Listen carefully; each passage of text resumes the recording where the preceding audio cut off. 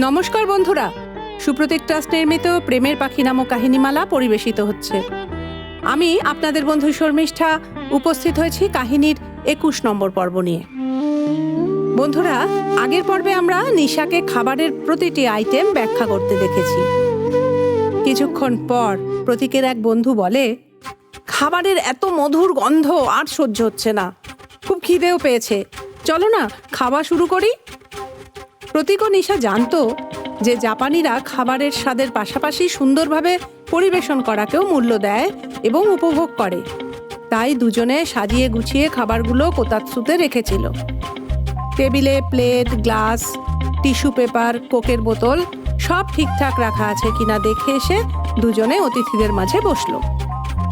সবাই অবাক হয়ে কোতাৎসুর উপর রাখা খাবারের দিকে তাকিয়ে প্রশংসা করলো। তাদের কেউ কেউ বলল, ওইসি সো দেশ নে, এর অর্থ দেখে খুব দারুণ লাগছে না?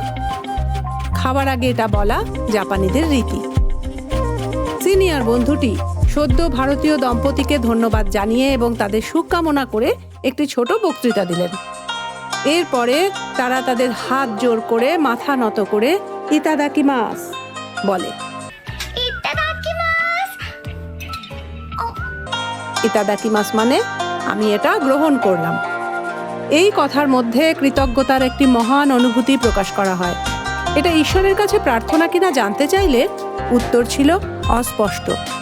ঈশ্বর বা ওকামিসামা বা পৃথিবী বা কৃষক বা বাবুর্চি, এমনকি খাদ্যের কাছেও হতে পারে। সবচেয়ে গুরুত্বপূর্ণ বিষয় হলো কৃতজ্ঞতা। কৃতজ্ঞতা জীবনের একটি মহান মনোভাব। এরপর ওরা ধীরে ধীরে খেতে আরম্ভ করে। জাপানে ভারতীয় খাবারের দোকানগুলি সাধারণত উত্তর ভারতীয় খাবার পরিবেশন করে।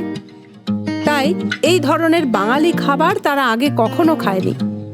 সবাই নিশার প্রশংসা করছিল। নিশা বলে, প্রতীকের সক্রিয় সাহায্য ছাড়া এটা সম্ভব ছিল না। এক বন্ধু বলল, কিছুদিনের মধ্যেই নাগোয়ায় সামার ফেস্টিভ্যাল হবে, আমরা আপনাদের সাহায্য করতে পারি। আপনারা একটি বাঙালি খাবারের স্টল খুলতে পারেন, নিশ্চয়ই খুব চলবে। আমি নিশ্চিত জাপানিরা এটা পছন্দ করবে এবং প্রশংসাও করবে। বন্ধুরা, আজ আমি এখানেই থামবো। পরের পর্বে আবার দেখা হবে। আমাদের সাথেই থাকুন।